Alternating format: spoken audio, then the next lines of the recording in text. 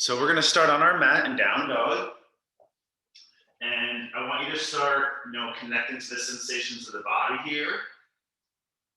Once you do a little bit of that, start to bring more awareness into your breath. Remember, yogis, we are working on becoming nasal breathers, okay? So sometimes we have a habit, a bad habit of breathing in and out the mouth. I want you to discipline that, yogis, all right? We're trying to keep our mouth closed, our lips sealed, our jaw is actually closed, so the teeth gently are sealed together. And the tongue actually goes to the top of the mouth. Not just the tip of the tongue, but like the back 2/3 of your tongue lifts up, lifting the under chin and the throat up. So I really want you to work on keeping your lips sealed actively and your jaw sealed and your tongue at the top of your mouth as you slowly breathe in and out the nose.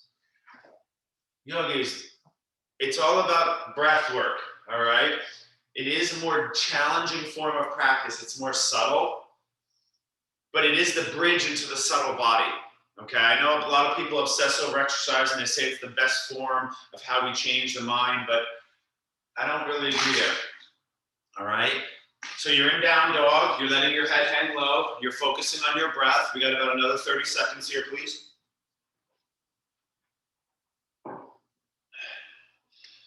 Remember to make it your own, okay? Some mornings you can hold down dog. Some mornings you didn't sleep good enough, your shoulders are sore, you're feeling tighter. Those are all things that are gonna make this posture more restricted, more achy. So, depending on how you feel, you base your practice. In power yoga, we're working on pushing ourselves, okay? Big inhale, guys.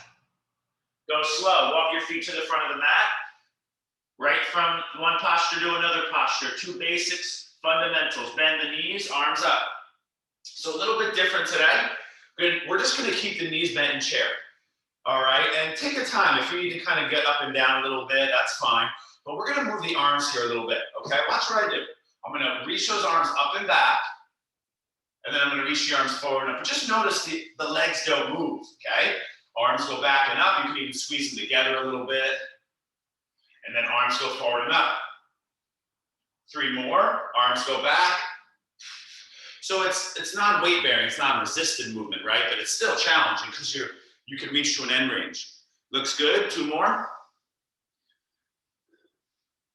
It's not easy, right? You're holding chair, just moving your arms. Okay, go slow, yogis. Next time you're here, stand up.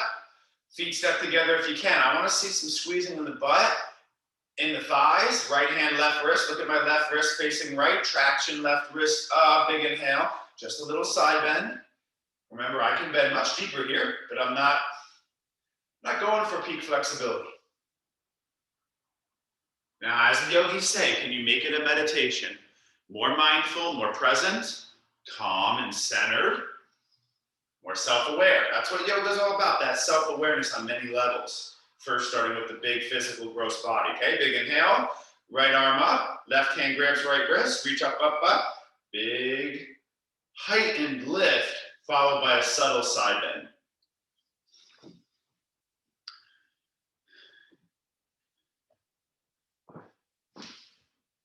I love the side bending yoga. You gotta make sure we're doing that regularly, okay? Not just holding things like side plank, we're tightening up here, but getting into a little bit more space, what's called tension, and then working in there. Big inhale, back to center. Arms up, shift your weight to your right foot, left knee lifts, boom. I'm here. I want to drive through my right foot and lift my left leg. In this sense, guys, this is our first lunge, okay? I'm hugging the shoulders back and down. Like I like to say, these shoulder blades, these scapula, we're trying to put them down in our back pockets. So they got to move back and down. So we tend to be here. See how they roll forward? Not easy to see in my clothing here, but I want to lift up, put my shoulders down in my back pocket. Same leg. Bend the right knee, left leg to the back of the mat. So we're on the first side still. It's a standing kind of sequence. Left foot at the back of your mat. Inhale, arms reach up. Couple breaths. If you're just joining, we already did a down dog, a nice chair with a shoulder movement, a nice side bend. And we're on our fifth posture here, okay? So you're finding your nice lunge, taking a breath or two.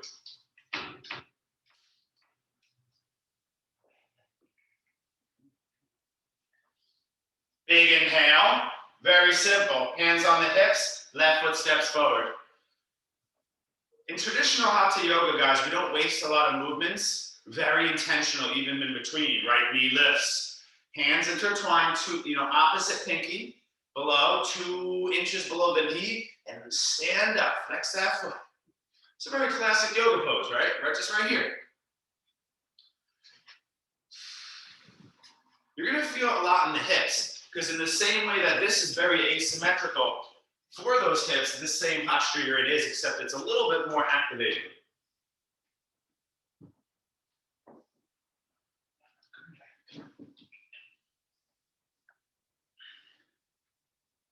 Now, take it slow. Little bend in that standing knee. Shoot the right leg back so that leg goes straighter but in back of you. Okay, so we do switch up. It's like a counter, let's say. The right hip goes forward, and then the arms go back up. Because you were just here pulling. Now you're here in that push. This is considered a push, okay? Couple breaths in your first high lunge on your second side.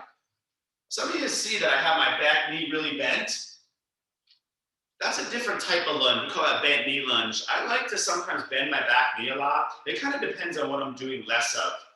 Some days I'll really work on keeping that back leg really straight. I'm a little tired this morning. My little pup woke me up last night a couple times. So, I would maybe soften my knees a little bit. I wouldn't be forcing range as much.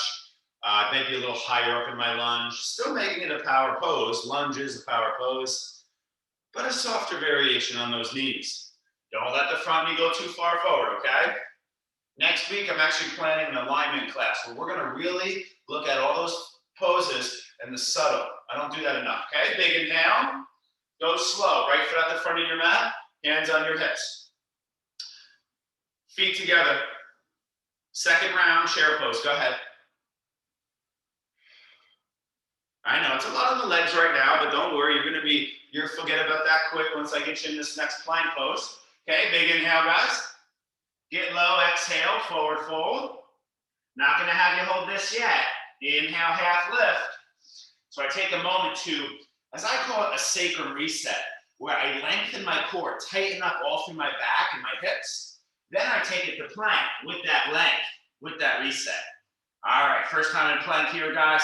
Engage your fingers, spread your upper back, start to engage your butt and your thighs. Breathe. Remember to try to use your legs more. So I just said that another way. I said engage your butt and your thigh. We want to, in a sense, try to turn on the muscles we're not using a lot. That's going to make this posture a lot less strenuous on most likely your shoulders. Okay, I hear a lot of times people say, ooh, my shoulders fatigue first. Yeah, they're not going to be as strong as your legs, so you might as well use the stronger muscles. Okay, go slow, big inhale. Down dog on the exhale, feet step together, inhale, right leg rises. Go right forward, open up the hip. Notice my left armpit drops, lift it up. Notice the back of my neck tenses, hang it low.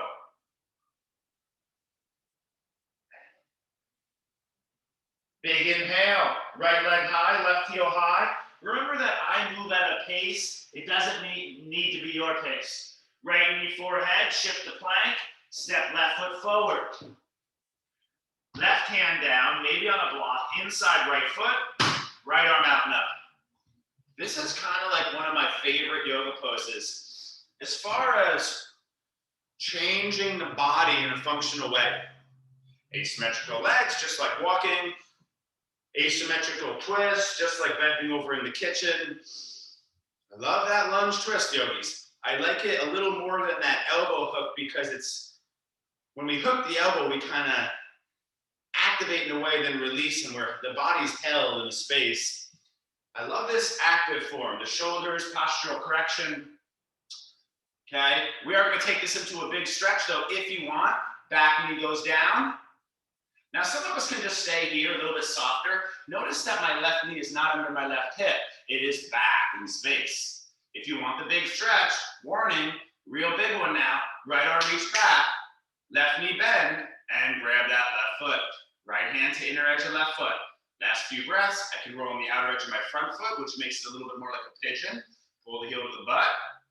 Some of us can even come down to my left forearm.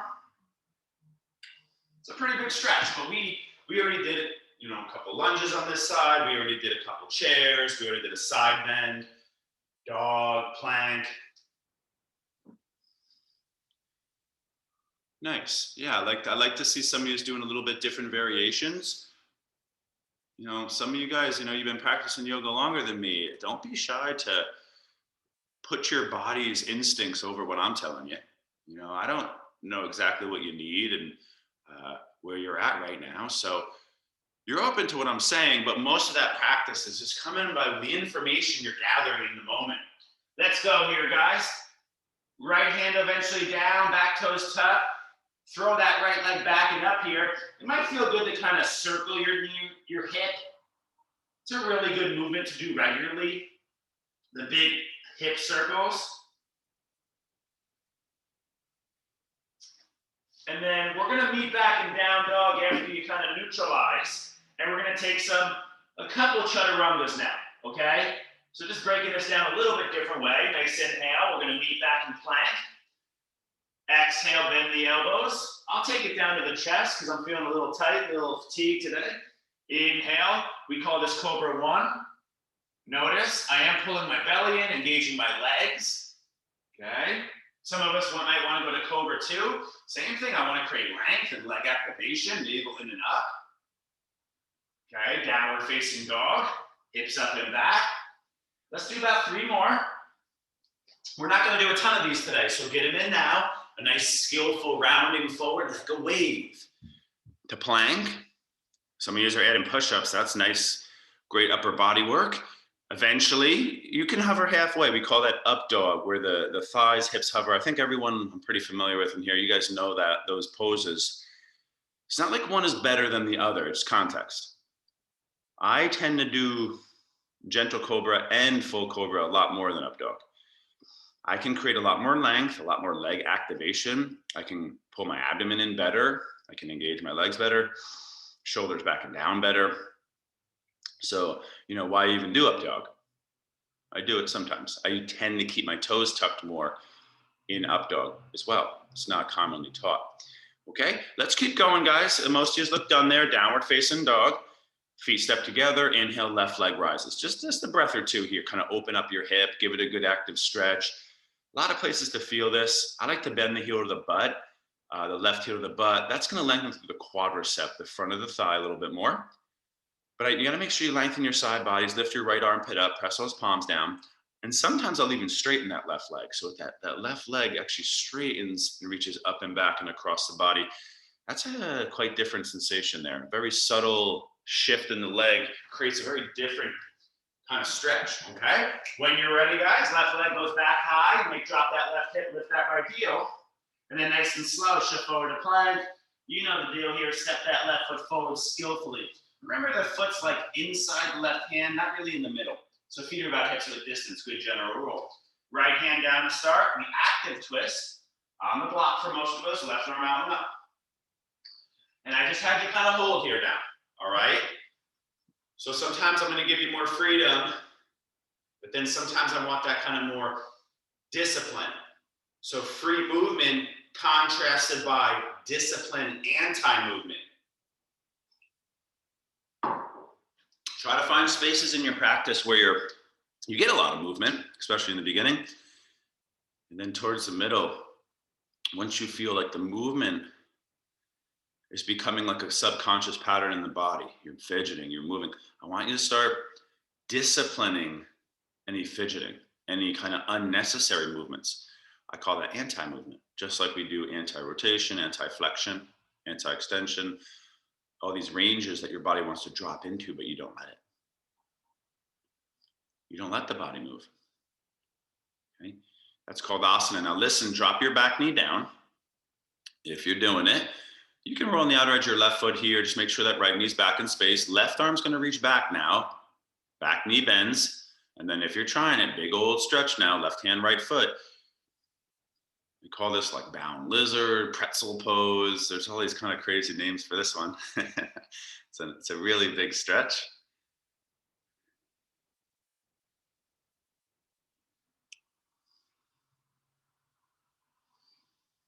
Remember our breathing now. I'll remind you, tongue at the top of the mouth. So if you want a little fascia awareness there, if your jaw drops, if your tongue drops also, you see this fill out rather than be here? It does pull the fascia of the face down. It does pull the eye fascia down. It does pull the hair in the ear, the forehead, the eyebrows turn down more. The nose starts to form different. You get more of this bump in your nose. This protrudes more, okay? And your lips start to be shaped different. Your teeth start to shape different. It can change the whole structure of your face, particularly when you're young. If you become like a mouth breather via allergies and stuff, your face will form different for the rest of your life. You actually can change that really a lot though. Let's get out of there. Left arm down, back toes tucked, left leg backing up. Here's why I suggested the slow kind of mobility, we call it. So there is strength there. It's a hip circle that's freely moving in a big way, but there is a lot of like stabilizing the strength in that hip movement, okay? And here's where I want to give you just another minute to do some vinyasas. If some of you are ready to go for your first inversion, a little handstand, hop, headstand, I want to give you a moment. You did a lot of work, big stretch, big poses. Now, a moment of kind of movement, upper body chaturangas. Don't forget, I've showed a lot of different versions here, the kind of this smooth lowering down and up. There's not really a chaturanga. I've showed the kriya, where you go from down dog to up dog without the push-up. I guess I should show it quick, just in case. But the kriya version is like this. Remember I said toes tucked? My arms don't bend. It's up dog, down dog. The strong version I first mentioned is this. See how the head gets low, close to the feet, and it goes forward low, and it comes up, and it goes back low, and you hover back and up. That's another version I really like. I don't really teach it enough. It's very strenuous. You want to be pretty good at chaturangas before you attempt that last version. The first kriya version is totally doable. A little less tensing, a little bit more like flexibility in a sense, okay? Just as fun to switch those up, because that can get quite repetitive. All right, let's keep it going, guys. Downward doggy. Big inhale on your nose. Big exhale. On your inhale, let's bend knees, let's look forward. Hop or step, feet to the front of the mat. Inhale, you're gonna half lift. Exhale, forward fold. Let's find our chair. Bend the knees, arms high. So I meant to say feet together, excuse me, feet together. I want to add that twist, hands in prayer. Left elbow outside right thigh. So here's where we'll do that elbow hook mentioned earlier. Drop your butt, pull your left knee back, lengthen your core, twist up to the right. Don't strain the neck. If you know how to spread your arms, if you know how to arm balance, if you're ready, you're more than welcome. We call it side crow, twist and crow. It's a pretty big arm balance. You're in a big twist. Usually twisting arm balances are considered the most risky for injury. Any front body arm balance is a lot less risky, okay? Go slow, big chair, inhale. Hands in prayer, twist, second side. Let's keep working, yogis. We're already 20 minutes in, only a 50-minute class. You gotta drop that butt, yogis. There it is, nice, Jackie. Little side crow. Ooh, little Kundanyasana. One. Kundanyasana is where you take the side crow and you straighten your legs out. And they're like big kind of, they're out to the, one's forward, one's back. Or one's to the side. Okay, chair pose, get out of there. Remember we did this before? Exhale, stand. A little bit different now. Durdvasana. All right, shift your weight to your left foot. My right knee is gonna lift again, but watch that right foot, I turn it in. And then I'm gonna reach under and see if I can grab that right shin. This is called standing pigeon, okay? Just mixing in a little bit different approach here towards our practice. Straighten through your standing leg. You can bend it if you need, but we're working to drive through that standing leg and pull that inner right shin up. Again, we're back in this pull toward the body. It's a kind of a thing today. If you've ever done like athletics, right? When you have like your form runs before you compete, you do this one where we're walking forward and you thrust that inner leg up. It's kind of like a dynamic pigeon, right? It's a really good one to remember. Now go slow. Neutralize the heel under the knee. Maybe hands behind the back, intertwine your fingers. Roll the shoulders back, bend standing knee. Start to hinge the chest, shoot the right leg back. So this is still on the first side. It looks like some of you have your left. I might have mixed up sides there. Warrior three. The leg that was up in Dorvas, standing, pulling, bound pigeon, is now shoot back in a straight leg warrior three. Try to drop that hip down. Whatever leg is up and back, try to drop that hip down in space. That is one of the main cues of yoga. If a leg goes back, it pulls the hip with it, whether it's lateral or whether it's a swivel or whether it's anterior, posterior. If you can understand that idea, you'll start to really know a lot of the yoga cues, okay? Anything based around the pelvis and the arch and the back. Warrior three, big inhale. Stand up, knee up, just to give it a little neutralizer. Right foot down. Second side, Gurdjieff. So this is a classic approach to Hatha Yoga, side to side.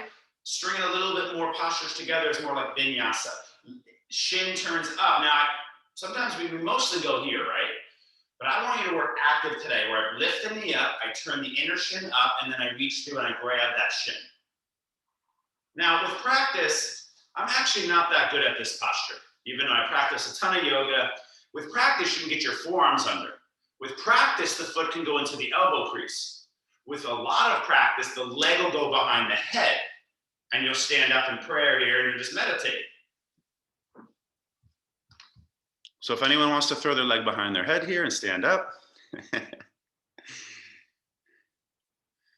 What do you think? Anyone? Ryan? Throw your leg behind your head?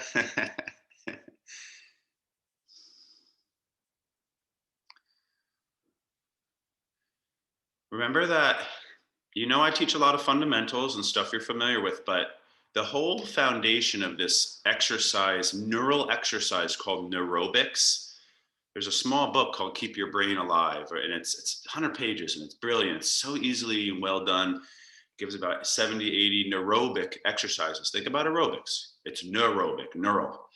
Well, the whole premise is to do new things. That's the whole thing. It's kind of like confuse your muscles, your mind, your body. Brush your teeth with your left hand.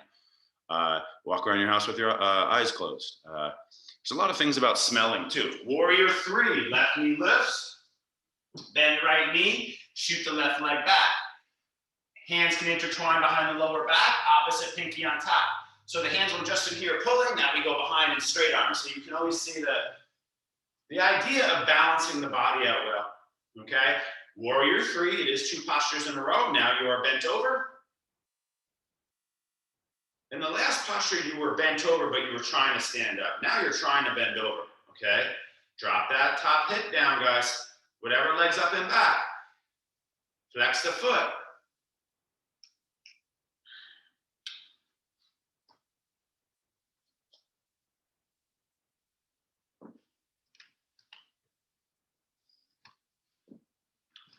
Remember, nasal breathing, I just said it. The neurobics uses the nose. Do you know your nose, when I was anatomy, has over 30 functions? People tend to think it's like maybe for breathing and smelling. No. This is where the nitric oxide is released to sterilize the air and to have your blood absorb more oxygen. The nose, it doesn't happen in the mouth, okay? Go slow, big inhale, stand up, knee up. Left foot down, okay? Now we're gonna go for this stretch here. It's a big one, so take it slow. Left foot in front of right ankle.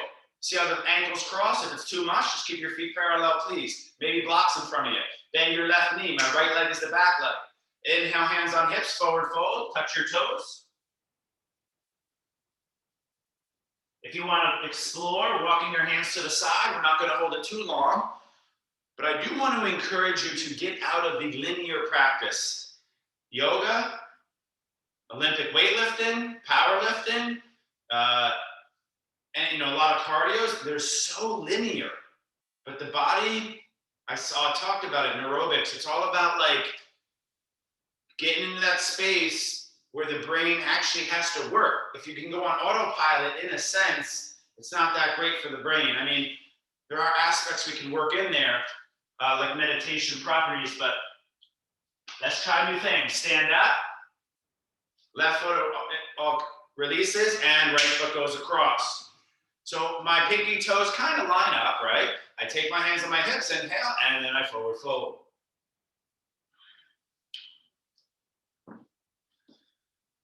It is suggested normally at least the front knee is bent. Some of us have to find a way even to bend the back knee a little bit. Some of us walk our hands over to the left, maybe to the start, maybe back to the right.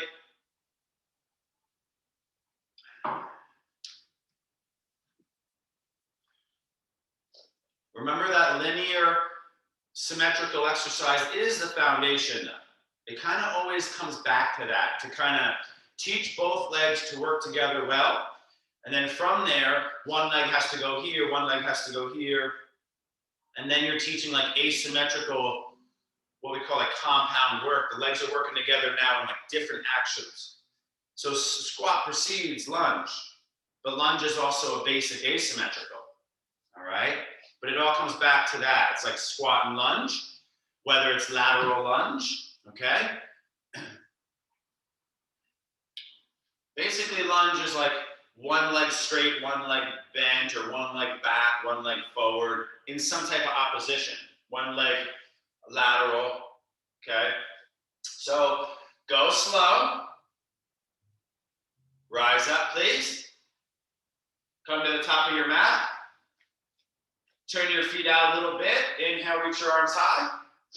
Yogi squat, get it up. Now here's where we can work in our crow. Some of you did side crow.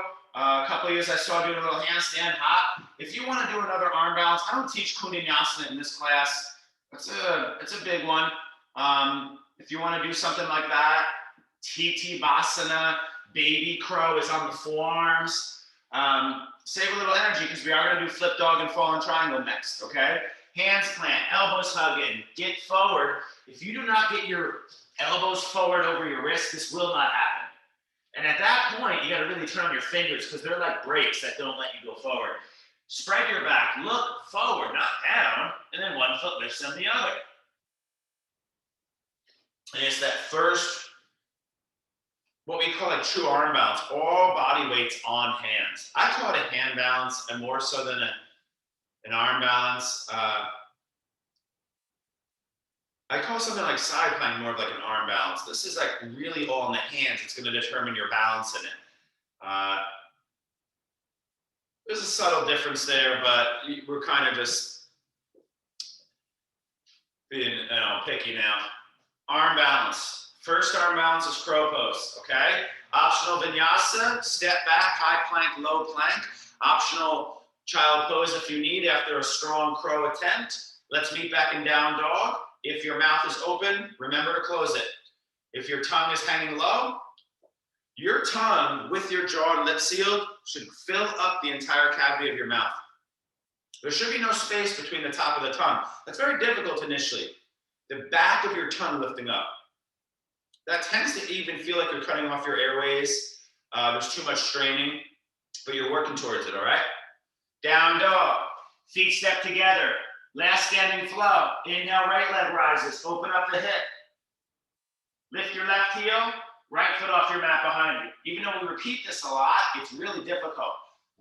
Top arm reaches forward. Think of it like a side plank, but more in a rotational back bend. Breathe.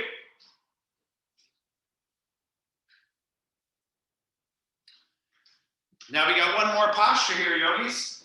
A smooth inhale brings you back to three-legged dog. The exhale brings your right into your left tricep forward and plank. Shoot your right foot under your left side body. Reposition your right hand. Seal your left foot down. Good old fallen triangle. It's one of my favorites for strengthening the inner thigh. So your left foot here, guys, you're pressing the outer edge of your left foot down, pressing the sole down. You're going to feel the weight, the tension of the posture shift towards hopefully your left inner thigh. I think it's a muscle that's a lot overlooked in fitness and exercise and yoga, okay? And you can double abduct, we call it. It's just like side plank where you lift your top leg up, double abduct. Double abduct here is where you hover your right foot and the legs like scissor like that, so that both inner thighs, one is anti-abduction, one is concentric abduction, okay? They're both a form of inner thigh. Left hand down, right leg backing up. Three-legged dog, yogis. Right foot steps forward. Warrior two. Challenge variation today. Let's throw a little twist into a posture you're comfortable in. Semi-comfortable, right? Watch my front heel. Once you're in your pose, you know the cues. Watch, front heel, lifts. Oh boy. Front heel high. You know, we do that in goddess pose. You know how we do this one? And I'll have you lift one heel, both, right? It's this warrior two and goddess are kind of in the same collection of postures. Right heel lifts here, yogis, not the back heel. You're going to feel a lot more tension around the knee. That's why I always say do a lot of calf raises. It's going to stabilize your knee more. Shin raises, calf raises, resisted shin raises are really one of my favorites. Okay, now go slow. Back heel down, a little different. Straighten front leg, flip front palm, go ahead. Reverse. So it's a reverse triangle as opposed to a reverse warrior two. I do want you to hit your inner thigh stretch though, all right? High triangle we call it. You might want to step your back foot in, but eventually keep your feet nice and wide. Drop your right hip down, reach forward, hinge.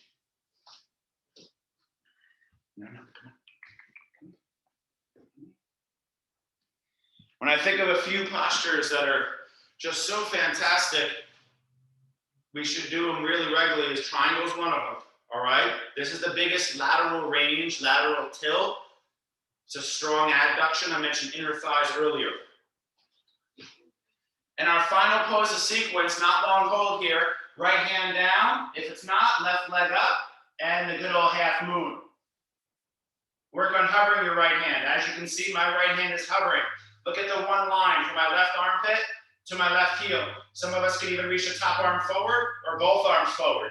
Warning, both arms forward is a very strenuous posture for your lower back. The more weight I put forward, the more core it's going to be. And by core, I mean lower back, okay? We are in like the peak posture. Basically, half moon can be, in a way, a peak posture. There's Chalpasana. Another fun variation is to swing your leg in front of you more. So you can see this version here.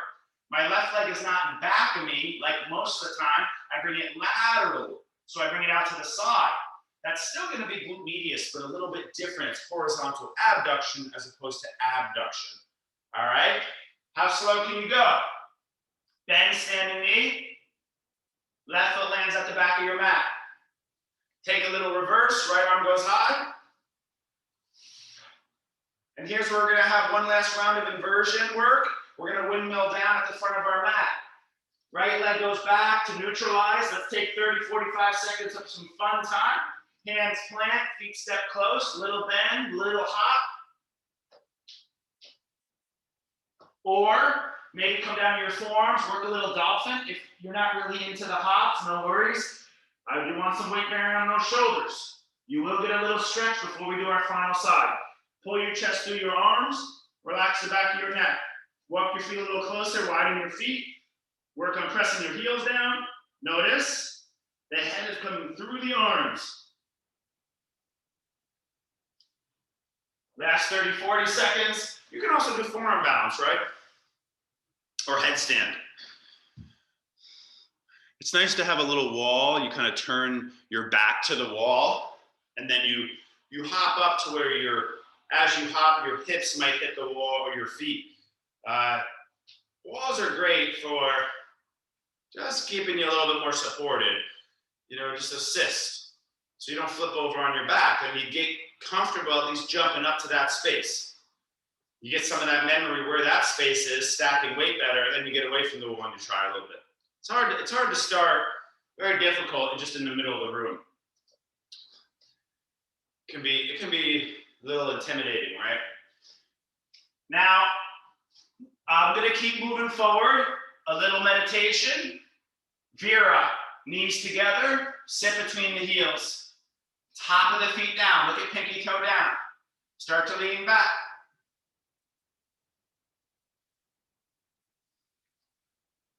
So we just had the arms like up here, here. Now they're back and straight, rolling our shoulders back, lifting our chest. Where do my shoulder blades go? Down in my, if I had jeans on, down in my back jean pockets. Back and down. Some of us with, pretty open front bodies can start to go back a little further, but don't force it, okay? Come back to your breathing. Mouth closed in and out the nose.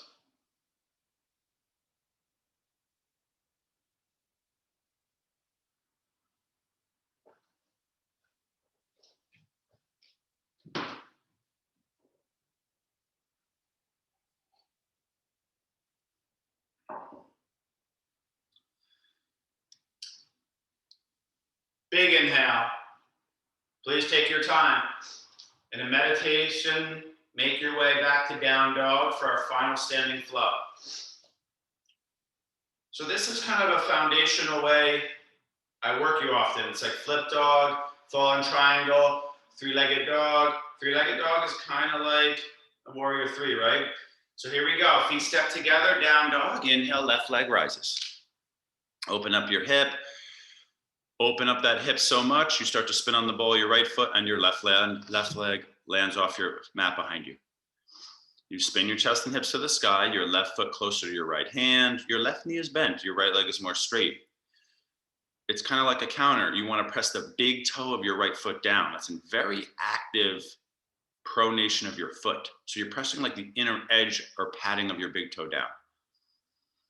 Whereas in the next posture, fallen triangle, you press the outer edge of the foot down. So supination.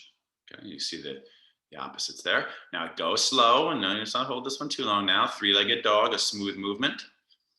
Work that transitional work, that vinyasa style. Now left knee shifts the plank to the right elbow. It crosses under. That's adduction already.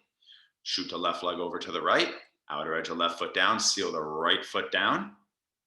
Right arm goes high. You can reach it forward. Notice if your butt pushes back. Bring the hips a little bit more forward in front of you slightly, right? We tend to get into this flexion kind of pattern. Press the outer edge of that back foot down. Press the sole of the back foot down to feel it in your inner thigh. I think a couple of us I saw, we did hover that left foot as well. Double adduction. Triangle is usually one of the main postures, warrior two, for the double adductions. All right, but I like to work this one in a little bit more. Please take your time, yogis. All right, right hand will go down, big inhale, that leg comes back through that twisted kind of plank, and then left leg all the way back and up. Always emphasize that leg back and up, okay? That's the sagittal, it's the glute max. Left knee, forehead, step left foot forward. Let's find our last lunge of practice, the warrior two. And let's put our little twist on it today. So your back toes angle forward, front knee over front heel, and lift the front heel. It's going to be a weird one. You might find yourself shifting weight to your left kind of fifth digit, the pinky toe. Try to get the weight a little bit more into the padding of the big toe itself. Just like hand balancing, the main actual finger in hand balancing is like your index. It's like right through there. See how that extends straight from the forearm? The thumb's obviously big too, but right there is actually your main hand balancing finger, whether it's side plank or whether it's crow or handstand. The main foot balancing, what extends straight from the foot is the big toe. Big toe is the main one in the foot balance, okay? You're in a foot balance right here. Now, take it slow, bring your front heel down, straighten your front leg, and take a little reverse triangle. So earlier we stood up and traction the wrist. This is a little bit more of like hyper stretching. You're gonna go for a bigger aspect of range of motion. Okay, we got 2 more postures only here, guys. Arms back to the T. Drop your front hip down, reach and hinge. Triangle. Engage your legs, twist your chest to the sky. Notice, look at my shoulders near my ears. Watch them. Back and down. Same thing. Put your shoulder blades in your back pockets. I learned this idea years ago in yoga, and you see pictures of me in college. My shoulders were like up here. Just walking around. I'm like this. But now, yoga has really taught me, well, I've really tried to train myself. Doesn't matter how good the method is unless you can apply it, right? You have to learn that self-application. So shoulders back and down, and basically like most poses. Now, granted, handstand, you actually want to lift them up, right? Now, our final pose here, guys. Save energy for this one mainly. Bend that front knee, look down, right leg lifts, left hand walks forward. Try to pull your ribs in, don't arch your back. Try to lengthen your left side body, don't arch laterally. So it's a very neutral core. Right leg lifts, some of us hovering left hand, some of us I saw doing a little bind here behind us. We call that chapa, or bow, open hip in one leg. That's like a bow and half moon. Nice. Yeah, some of us even doing a double bow. That eventually your bottom hand goes back too, and both hands will grab that right foot. This is tough work, yogis. It's okay to skip some of this stuff, seriously. Doing all these big postures in this manner is intermediate yoga, all right? You don't really get a rest. It's just strenuous to strenuous to strenuous. So, I give you a little break after, but it's not much. Bend standing knee, land right flat back at the mat. Take a little back bend just to kind of counter the 2 big triangle and half moon lateral bends on the opposite side, and then windmill down. This is our last chance for a vinyasa. High plank to low plank, last chance for a quick inversion.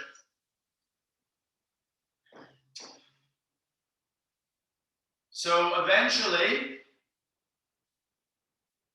some of you are still going with your vinyasas. I just kind of let you know where you're headed. You're going to drop to your knees, swing your legs around. We're going to lay on the lay on the back. So our butt comes down, we lay on the back. So remember, in this class, guys, I am going to encourage Shavasana on your own. 50-minute class. You got 10 minutes after class ends to do your Shavasana. Lay on your back. Let's do a symmetrical back line. Okay? We did the stretch and Vira. Now the active, the bridge. Arms down, feet down, lower back down. Let's lift those hips. No rush getting here. Just kind of letting you know. I do want your pubic bone higher than your navel. So if this starts to happen, my navel is higher than my pubic bone here. I want my lower frontal pelvic bone to come higher than my navel. So my abdomen hollows and pulls in. You're going to feel your lower butt kick on a lot more. You want to press the big toe down. If you're feeling good and you're ready for wheel, you can. Flip your hands over your shoulders, hug your elbows in, and we'll press it up. When you think of power yoga, man, wheel, Urdhva Dhanurasana or upward bow, that's in that mix, yogis. If there's any class, you're going to do wheel in its power. When you think of power yoga, you think chairs, lunges, one-legged balance, one arm balances like side planks, and wheel and boats. Those are kind of like the foundations. Okay, nice. Yeah. Some of you are already kind of done with your first round. How about we do one last quick round? I got 8:45.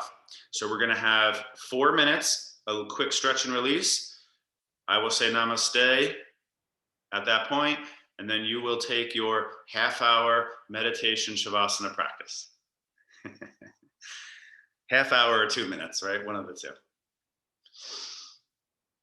Nice. Just in your wheel, yogis, I want to see those elbows hug it in. You see this? That tenses here, AC joint. It tenses here, traps. Okay. Elbows actually kind of roll forward here, and then move back in space. Just like dolphin, this is forearm balance here, same posture. It's just like this. If you notice me here, quick demo since someone is here doing wheel. This is chaturanga. This is forearm plank. This is forearm balance and wheel. Wheel is the hyper one, where we really push back here. But it all starts here, right? Chaturanga's here, plank is here, chaturanga. Up dog is actually here, eventually, right? It's not that easy eventually, but chaturanga, forearm plank, forearm balance, and wheel. It's all elbows in. Crow is here, all right? Just a little visual there. See how it all is kind of the same pattern, just in a little different position.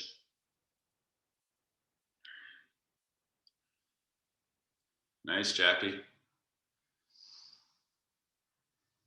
If you're really looking for a posture that can propel your yoga practice, you know, there's many styles of practice. You can use power yoga just to maintenance and strengthen the body. But if you want to start to get some of these bigger postures, wheel pose is a really good way of doing that. You don't necessarily, you know, wheel. I'd say hip thrust or reverse plank is a little bit more just kind of like body maintenance. Wheel's a little bit more that kind of practice where we really push the development of the abilities, okay? All right, guys, so I want to do a quick stretch. We already did figure 4, not going to do it again. We already did inner thighs, not going to do it again. We already did front thighs. Start with knees into your chest. I will keep moving forward. You pace it out on your own. It's release practice. Left leg goes forward, hands go behind the right hamstring. So it's a reclining hamstring in the traditional form, so we don't use the strap. I work on straightening the knee joint actively, flexing my right foot actively, and pulling the knee toward the chest. With practice, you can grab the hamstring, the toe, or the heel with both hands. A little bit more of our traditional approach toward reclining stretching.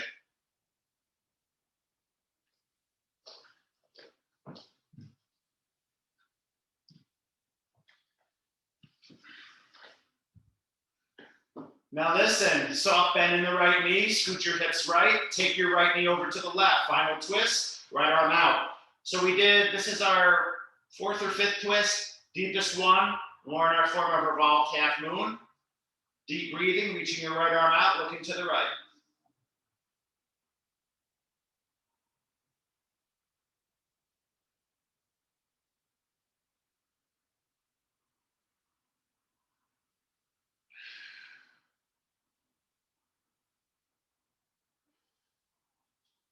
Big inhale.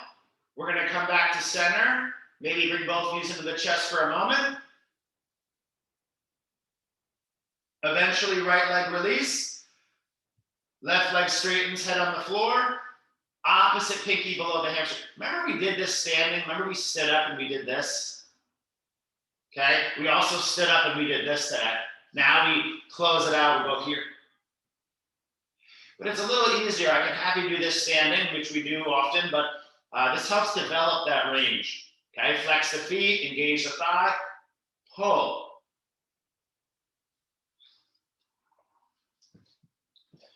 You know, you hear yogis a lot saying that doing passive variations, stretch variations, doesn't assist the development of active range building. I don't get the logic there. Of course, stretching does reduce muscular resistance of antagonist muscles. A lot of the times you're strong enough, you just can't hit a range actively because you have your antagonist, the opposite muscle groups, tight and fighting against your ability, right, to move into that space actively. And that's the whole premise of why we do this stuff in like passive here. Or it's not really passive, but it's more passive than the standing variation. It's going to help you get into range with less restriction. Okay, left knee bends, hips scooch left, knee across the body. This is basically our last posture of class, okay? So you're gonna take another couple breaths in your twist. Now listen, guys, ideally we would take Shavasana together, but you do that in every single yoga class. Let's always look for the opportunity, all right? The positive aspect here. I want you to start to do the self-imposed Shavasana. And you have a moment if you want to do a quick plow, a happy baby, a restorative posture, block under your butt, your chest. So here in the end, you get the unique opportunity to discipline yourself and to do that subtle posture that some people, it's the most tough moment of practice, to slow down and do that calming state. So you're done with your twist. Looks like most of you is there. And what I want you to do is take one last movement and take a personal shavasana closing to your practice, where you might do a couple of breaths to enter, then you relax your lungs, your body, basically a relaxing of lungs, breath, body, muscles, and thoughts. Relax your mind a little bit. So the final pose is conscious effort and intelligent relaxation. Okay, I am going to let you go on your own. I appreciate you yogis showing up. Really nice job. Namaste.